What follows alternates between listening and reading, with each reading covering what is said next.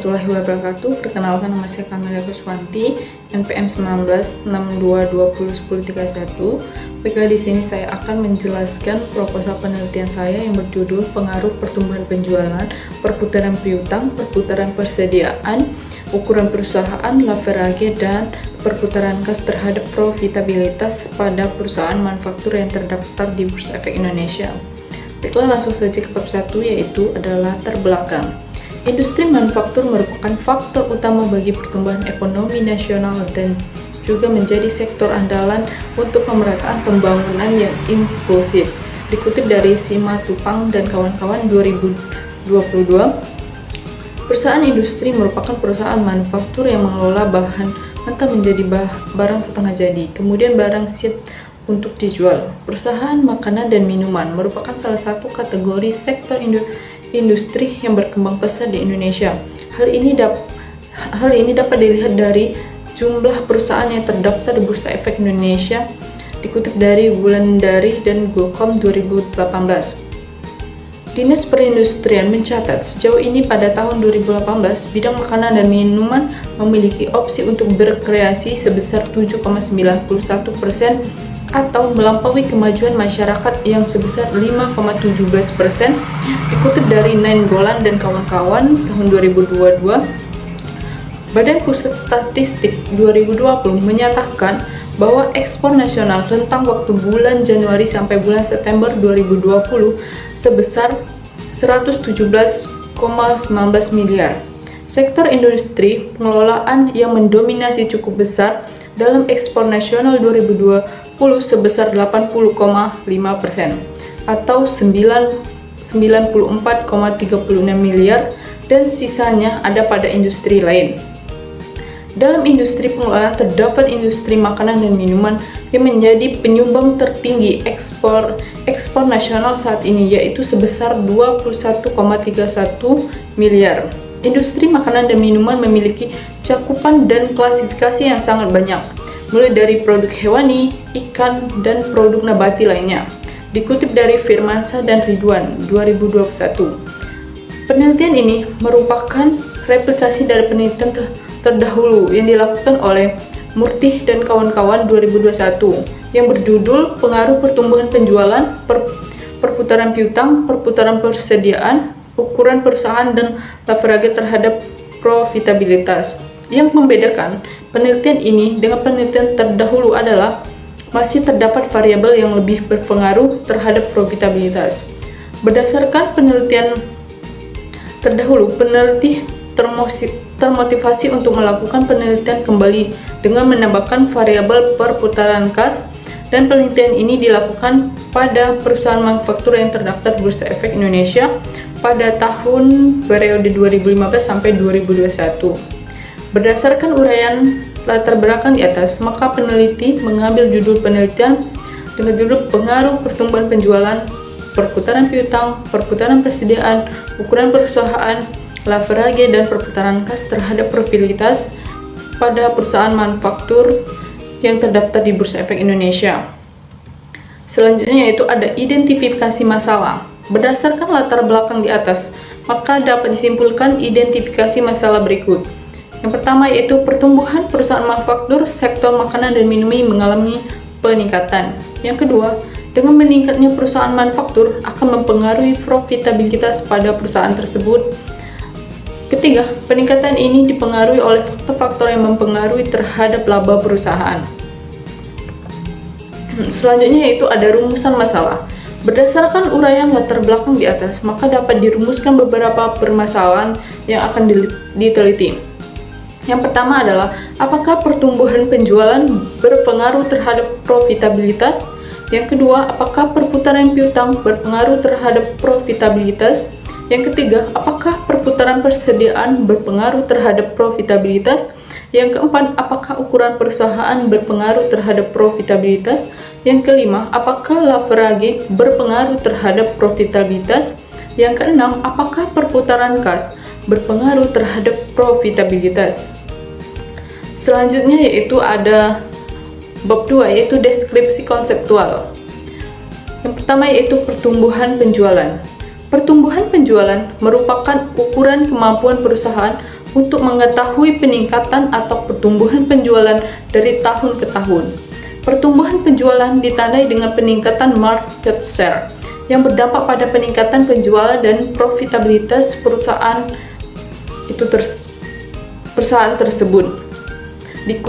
Dikutip dari Wulandari dan Gultom 2018 dengan rumus pertumbuhan penjualan sama dengan penjualan tahun ini dikurang penjualan tahun lalu dibagi penjualan tahun lalu.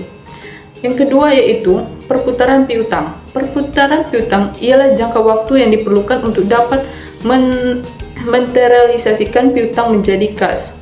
Dikutip dari Rahayu dan Susilo Wibowo dan Murti dan kawan-kawan 2021.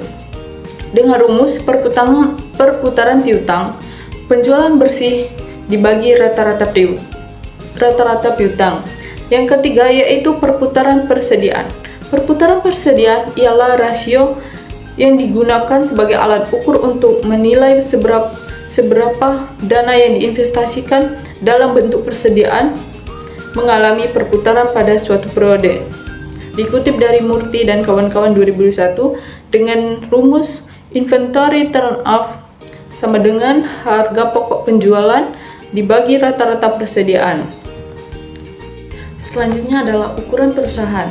Ukuran perusahaan ialah kecil atau besarnya suatu ukuran dari suatu perusahaan yang dapat diukur menggunakan total aset perusahaan yang disajikan dalam neraca pada akhir tahun di mana perhitungannya dilakukan menggunakan nilai logaritma total aktiva. Dikutip dari Hartono 2015, Murti dan kawan-kawan 2021 dengan rumus ukuran perusahaan sama dengan total aset.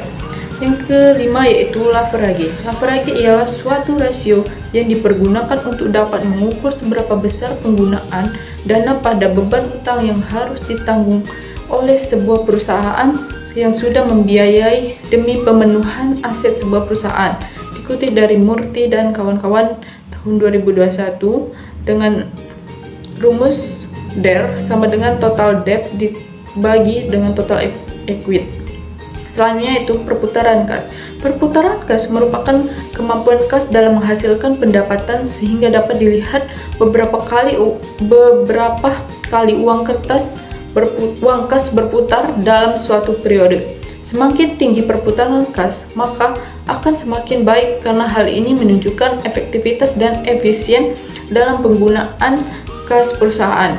Perputaran kas yang berlebih dengan jumlah modal kerja yang kecil akan dapat mengakibatkan kurang terpenuhinya kebutuhan perusahaan. Dikutip dari Yetri dan Rahmawati 2020 dengan rumus perputaran kas sama dengan penjualan bersih dibagi rata-rata kas. Selanjutnya yaitu ada hasil penelitian yang relevan. Hasil penelitian Silva Nur Krisnamurti, Ahmad Subaki dan Sumardi tahun 2021 menemukan bahwa pertumbuhan penjualan tidak berpengaruh signifikan terhadap variabel profitabilitas. Hasil penelitian yang dilakukan oleh Matilde Amaral Canizio 2007 menyatakan bahwa perputaran piutang berpengaruh positif terhadap profitabilitas. Hasil penelitian yang ditemukan oleh Mimi Yetri Rahmawati 2020 menemukan bahwa perputaran persediaan tidak terdapat pengaruh yang signifikan terhadap profitabilitas. Hasil penelitian yang dilakukan oleh Miswanto Yanwar dan Rifki Abdullah Sofia Suparti 2017 menyatakan ukuran perusahaan berpengaruh positif dan signifikan terhadap profitabilitas. Hasil penelitian yang dilakukan oleh Elsa Francisca Indra Wijaya tahun 2019 menemukan bahwa leverage terdapat pengaruh yang signifikan terhadap profitabilitas. Sedangkan penelitian yang dilakukan oleh Adela Rahmadana Wahyul Wahab tahun 2021 menyatakan bahwa perputaran kas tidak berpengaruh dan tidak signifikan terhadap profitabilitas. Baiklah, ada selanjutnya yaitu kerangka konseptual. Di sini ada pertumbuhan penjualan sebagai X1, perputaran piutang sebagai X2, perputaran persediaan sebagai X3, ukuran perusahaan sebagai X4, leverage sebagai X5, perputaran kas sebagai X6, dan profitabilitas sebagai Y.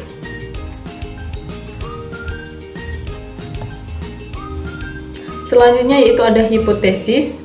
H1 yaitu pertumbuhan penjualan berpengaruh terhadap profitabilitas, H2 perputaran piutang berpengaruh terhadap profitabilitas, H3 perputaran persediaan berpengaruh terhadap profitabilitas, H4 ukuran perusahaan berpengaruh terhadap profitabilitas, H5 referage berpengaruh terhadap profitabilitas, H6 yaitu perputaran kas berpengaruh terhadap profitabilitas. Selanjutnya yaitu ada metode penelitian. Tempat dan waktu penelitian. Penelitian ini dilakukan pada perusahaan yang terdaftar di Bursa Efek Indonesia, terutama pada perusahaan manufaktur pada periode tahun 2015 sampai 2021 yang diakses melalui website Bursa Efek Indonesia www.id.co.id dan website resmi dari masing-masing perusahaan. Yang kedua yaitu ada populasi dan sampel. Populasi pada penelitian ini adalah perusahaan manufaktur yang kurang lebih berjumlah 114 perusahaan. Dan sampel pada perusahaan ini dengan kriteria sebagai berikut. 1. Perusahaan manufaktur sektor makanan dan minuman yang listed di Bursa Efek Indonesia. Kedua yaitu perusahaan yang menerbitkan laporan keuangan tahunan periode 2015 sampai 2021. Yang tiga, perusahaan yang menerbitkan laporan keuangan menggunakan mata uang rupiah atau IDR. Setelah dilakukan pengambilan sampel dengan kriteria di atas, maka jumlah sampel yang didapat sebanyak 30 perusahaan.